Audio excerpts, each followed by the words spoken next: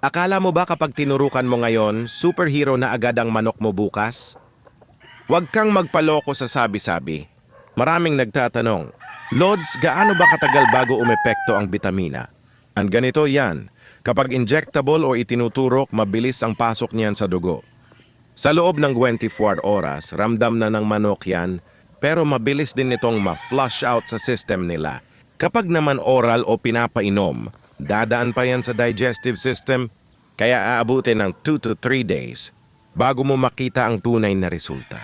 Pero ang sikreto, hindi yan magic na isang beses lang.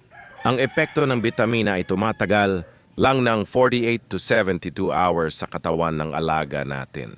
Kaya kung gusto mong laging kondisyon, kailangan ng tamang schedule, hindi yung kung kailan lang naalala.